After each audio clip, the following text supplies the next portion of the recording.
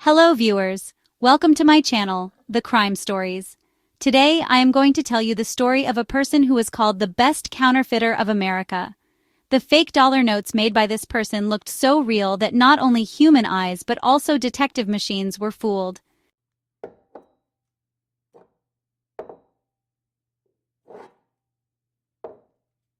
He made these fake notes for criminal gangs as well as mafia, but the police failed to catch this person for many years. The story of making these fake notes is as surprising as the case is. In an equally surprising way, the police got the biggest evidence of this case, seeing which the police was stunned.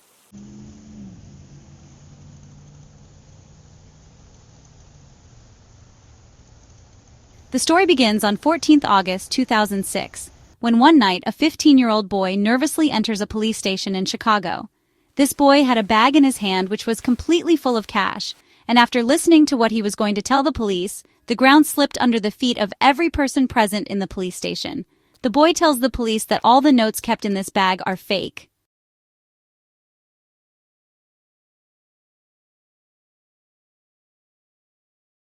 On receiving this news, the police raid a nearby apartment from where they find more fake notes worth $90,000. And from here the police got the first success which changed the direction of this whole story. The thing that surprised the police the most was that these fake notes were printed by none other than the same boy who had brought these notes to the police station.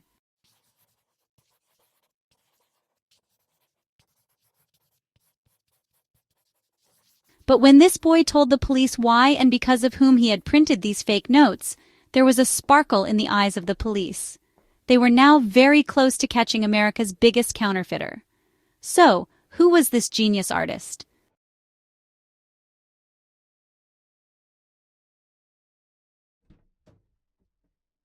The mastermind of this story is Art Williams. He was born in the state of Illinois in America in the year 1972. When William was very young, his family shifted to Chicago. He started spending his childhood on the streets of Chicago, where criminals and crime were a common thing.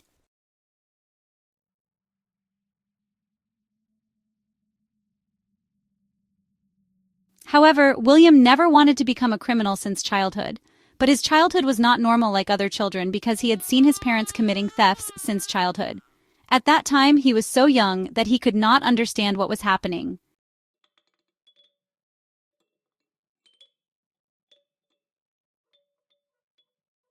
When William was 9 years old, his mother got schizophrenia. Because of this, William's father left his mother and the entire family, which had a very deep and very bad effect on William's mind. William knew that now he had to face this harsh world alone, and he understood this very soon.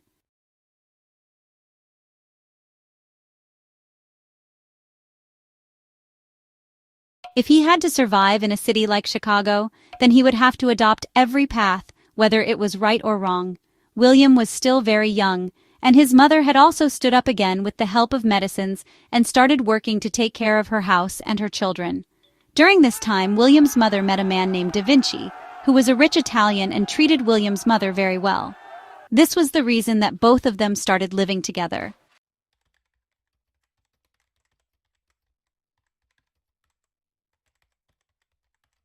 For William, Vinci was just his mother's boyfriend, but he also saw him as a father figure because he had never received the love of his father since childhood.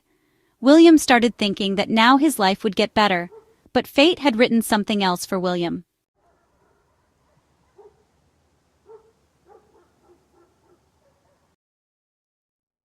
By the time William turned 17, his girlfriend was pregnant, and since he had no way to earn money, he started stealing cars to take care of his girlfriend and the child.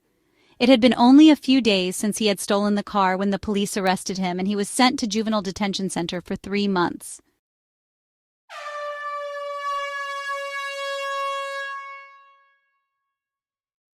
Seeing this, Vinci started feeling that now the time has come to change William's life, and he offers William a job which was going to change his life forever. Now Vinci takes William to a warehouse which was located near an old closed railway track.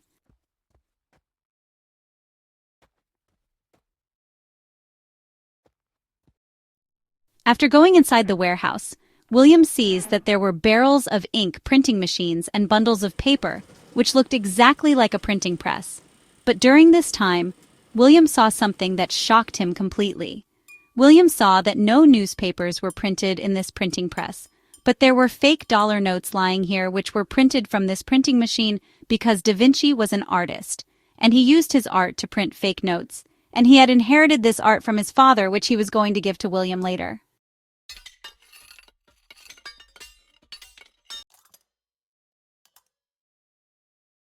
Now Da Vinci started teaching William every detail of making fake notes. He began with how to make ink mixing die plates and how to set paper and ink in the printing machine.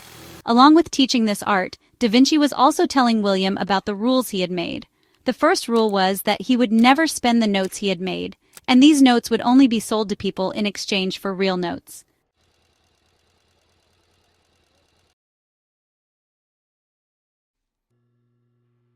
The second rule was that so many notes should not be printed that anyone's attention is drawn towards them. And the third and most important rule was that nothing should ever be told to anyone about this operation. William was not only learning, but he was also mastering an art which gave a new direction to William's life.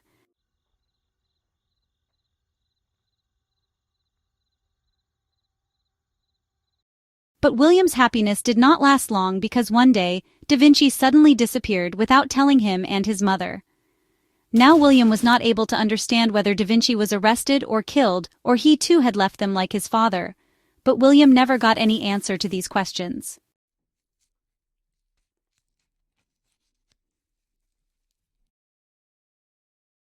Now, along with Da Vinci, William's dream of making fake notes also went away. Due to this, William was now depressed. He neither had any work nor any money, which led him to start committing crimes on the streets of Chicago once again. By the 1980s, the drug business had engulfed the whole of Chicago, and cocaine was being sold on every street.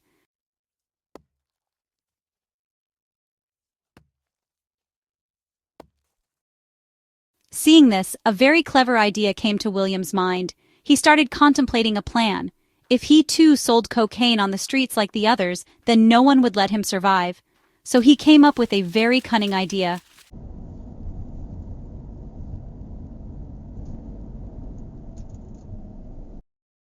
According to this plan, he rents a black-colored Chevy Caprice car for a few days. Then he gets antennas and police siren lights fitted in this car.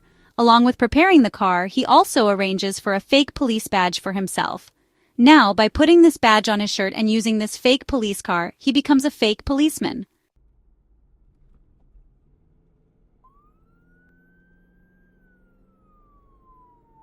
By becoming a fake policeman, he now chases the drug dealers' cars and stops them and loots money from them if drugs are found in their car. Although this could prove to be very dangerous for William, but he was earning very good money from this, in which he sometimes earns $15,000 to $20,000 at a time.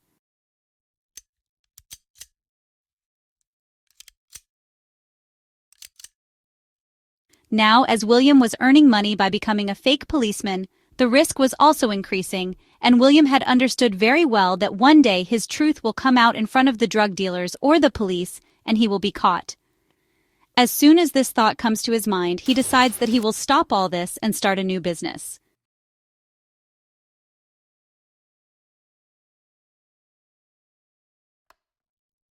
He will start his life with the money he has earned by cheating drug dealers.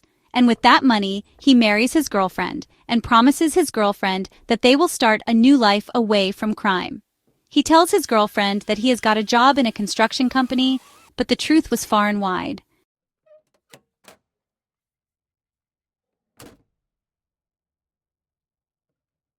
Every morning, William's wife used to drop him in the car at the construction site where William had told her he worked. But as soon as she left with the car, William would quietly head towards an apartment which he rented without telling anyone. Inside this apartment, he was doing something that no one could have imagined, something that was going to make him the best counterfeiter in the history of America.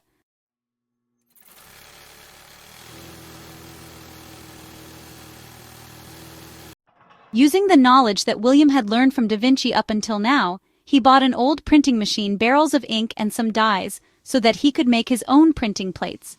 This time, he had decided to make such convincing fake notes that it would be impossible for anyone to identify them.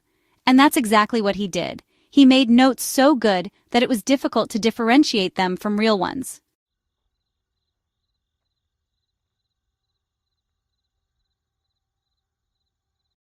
The news of this spread like wildfire in the entire Chicago underworld. William had created an excellent distribution network to sell the notes, which included taxi drivers, drug dealers, and cocaine sellers on the street. By now, William had started earning up to $50,000 every month.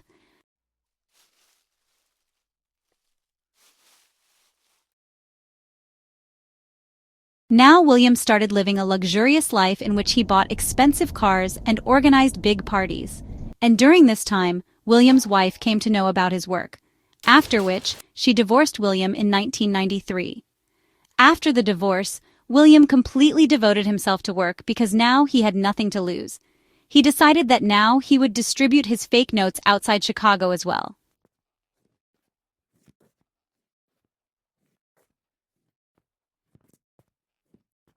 This is where William breaks the first rule made by Da Vinci.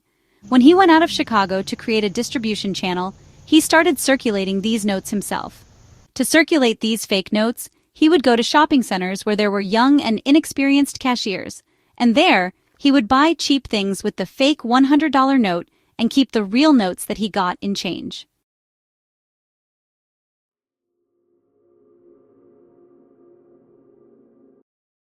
Although it was a very risky step, William felt that it was very important to create this distribution channel.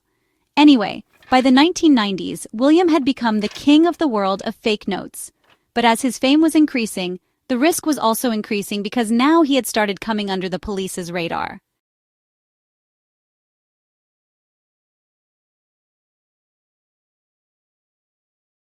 After the divorce, William often became sad because now the memories and risks spent with his wife in Chicago started bothering him. That is why he decided that he would leave Chicago and go to Texas to live with his mother there.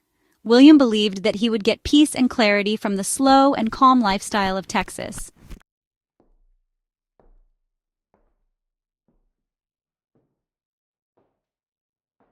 And initially it happened because every Sunday he started going to church and had dinner with his mother. But his past life and the greed for fake notes never left his mind. Then there enters a woman named Natalie. Natalie was a confident and bold woman, and she too, like William, used to rob drug dealers by pretending to be a fake police officer. As soon as William came to know about this, he started seeing an opportunity and partnership.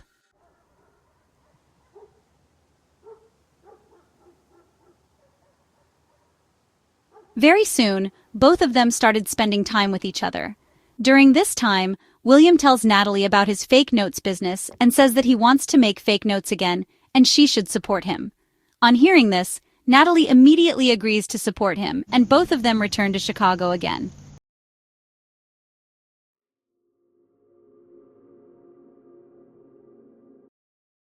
After reaching Chicago, they rent a small shop there and start collecting every equipment used in making fake notes. Because this time Natalie was also with William, he was going to take his art to the next level and make the best fake notes ever. For this, he blended the techniques together.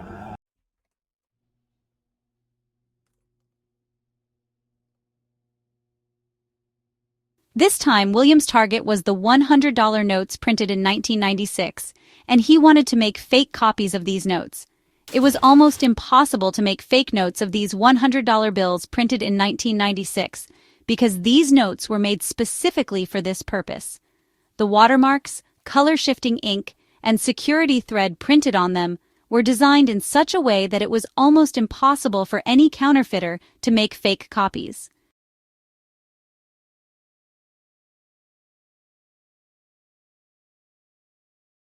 Seeing this, all the banks of America started exchanging these notes with the Federal Bank so that they could stop the fake notes from coming to their banks. Due to this, the journey of making fake notes of many counterfeiters ended here. But there was a challenge for William which he wanted to complete at any cost.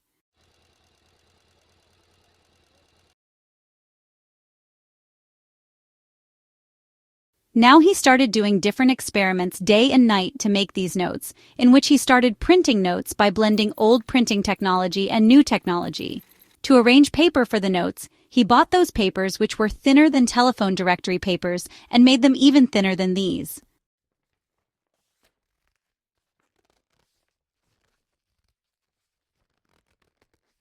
Now comes the color-shifting ink, which was a big problem for most counterfeiters, but by using low-rider paint, William had arranged for this as well. The notes made by William were not just good, but they were excellent, and due to this reason, they passed the UV pen test and fake note detector machine. No device was able to detect these fake notes.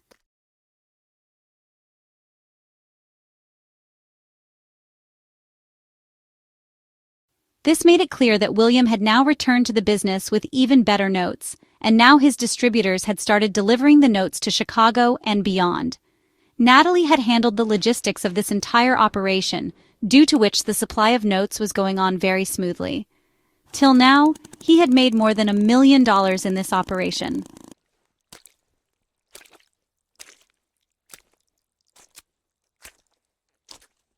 Now, as he was earning money, his lifestyle was also becoming equally good.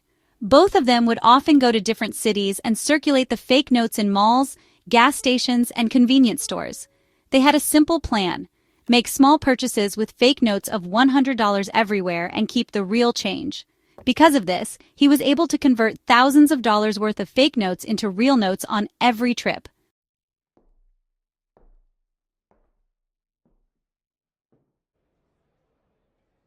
William now felt that no one would be able to catch him, but he was unaware that the news of his fake notes had started spreading everywhere. The Secret Service agency had also started tracking his notes. On the other hand, William's greed was increasing, and he was taking every risk he was afraid of taking before.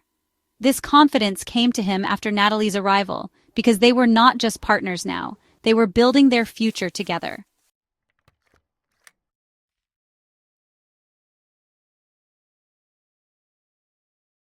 However, as their operation of fake notes kept growing, the risk also kept increasing. This empire created by William was going to face many problems very soon. Between 1997 and 1999, William had become the king of the world of fake notes, and the fake $100 notes made by him were becoming the king of the world of fake notes.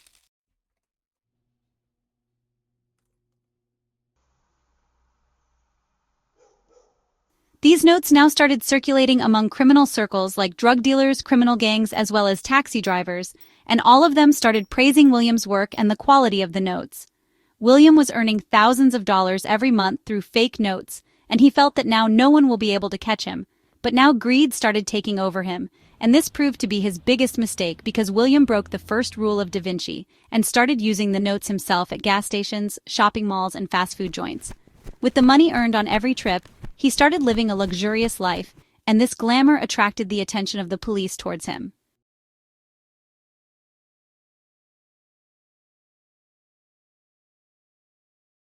On the other hand, the Secret Service agency was quietly tracking every note made by William, because now sometimes complaints of fake notes had started coming to them.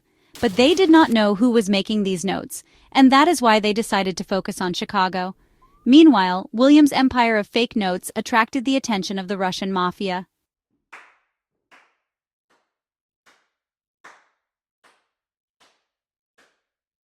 And he reaches William with a great deal.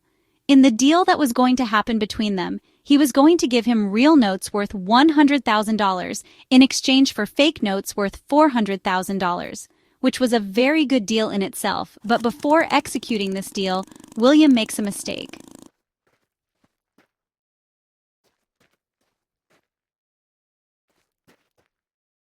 On the day this deal was going to happen, William had to go to pick up Natalie's parents from the airport, and that is why he first goes to a hotel room to deal with the Russians, because his intention was that after doing this deal, he will go to the airport to pick them up.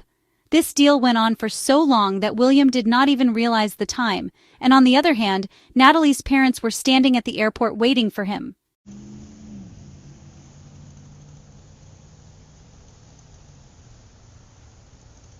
Anyway, it was evening by the time this deal was over, and then there was a knock on the door of the hotel room. William thought that it must be the room service person, and as soon as he opens the door of the room, many police officers enter the room together and tell William that they have received information that there is a bag full of marijuana inside this room. Meanwhile, a policeman notices that bag full of marijuana, and as soon as he reaches that bag, he sees that there is another bag with it, and as soon as he opens that bag, his eyes are wide open.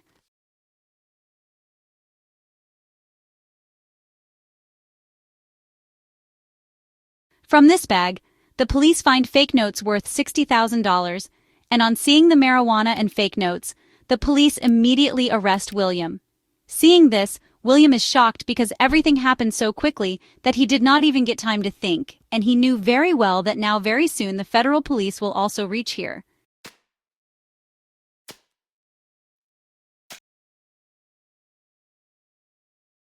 When the federal police reached there and saw the fake notes made by William, they were surprised because the quality of these notes was unmatched, and one agent even said that till date, this is the best note among all the fake notes he has seen. However, now the federal police starts making a case against William, and he is arrested and sent to the court where his hearing was about to start, and it is here that William's lawyer plays such a trick due to which he escapes punishment.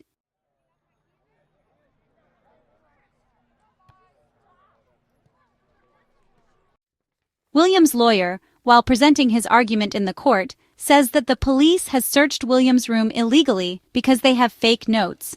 There was no search warrant. The most surprising thing was that the judge agreed to the lawyer's point and dismissed the case, calling the search illegal, and William came out of the court acquitted.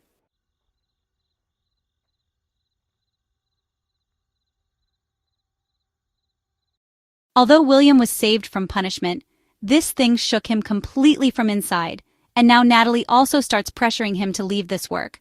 But for William, making fake notes was not just a skill, but now he had become addicted to it. With this skill of his, he was enjoying a lot in fooling the police and the entire system, and one thing that was giving him the most kick was that he has succeeded in making such a thing which is almost impossible to trace.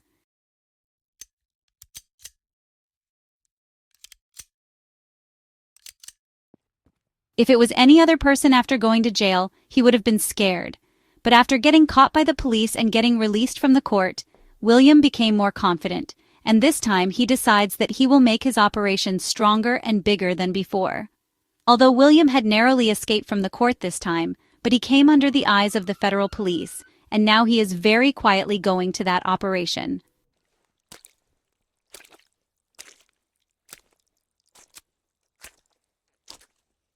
William also realized this, but instead of closing his operation, he started printing notes twice as fast.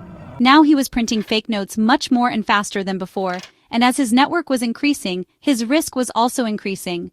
William's son was also 15 years old now, but due to William being busy in work all the time, the relationship between him and his son was getting worse, and this became the reason for William's arrest later on.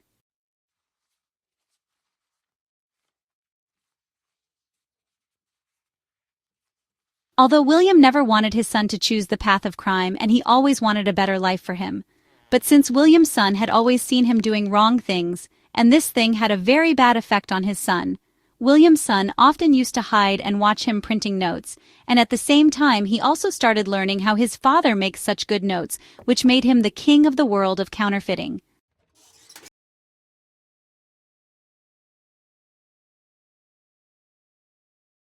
One day, when William returns to his home, he sees something which blows his senses, and he sees that some fake notes are printed in a bag.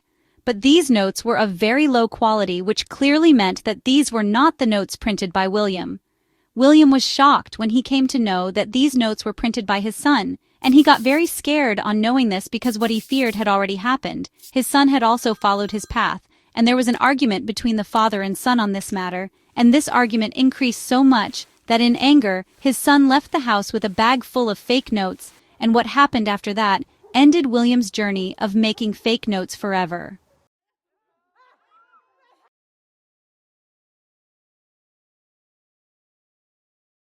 William's son was very angry at this time, and without thinking he reaches the Chicago police station with a bag full of fake notes and tells them everything about this operation of fake notes.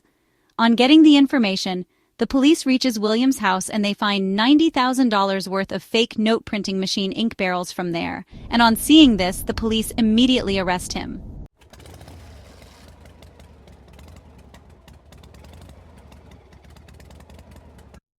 William's son had told the police that his father is the mastermind of this entire operation, but William tells the police that it is all a lie and this equipment does not belong to him because the Secret Service was tracking the notes made by William for the last many years. That is why they knew that William was lying, and without wasting any time they connected the fake notes circulating in the market and the fake notes found in his house.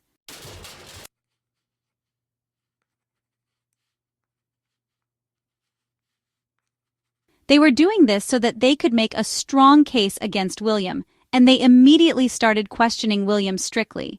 Meanwhile, another police team also started questioning William's son, in which he told them that he had printed some fake notes himself. But his father William's reputation was such that the police was not ready to believe that his son had printed these notes alone without his help.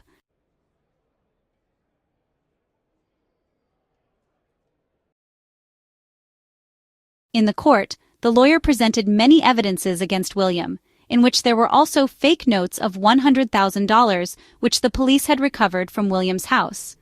In the court, the lawyer also said that William not only made fake notes, but he also trained his son in this wrong work so that he could follow in his footsteps. But this was completely a lie because William never wanted his son to choose the path of crime.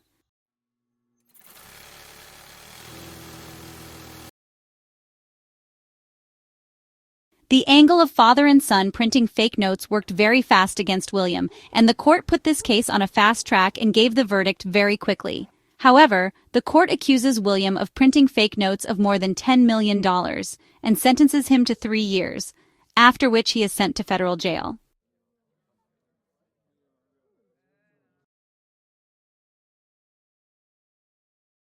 William's son was given a very less sentence because he was very young, and he had also cooperated with the police and the court.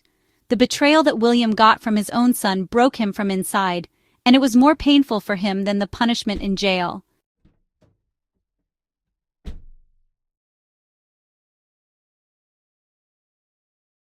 While serving his sentence in jail, William was regretting the most that because of his decisions, today his son is also in jail. Whereas he never wanted this, and just like his father left him in childhood, today his son is also separated from him. However, after coming out of jail, William's son left him, and now William will always have to carry the burden of this regret with him.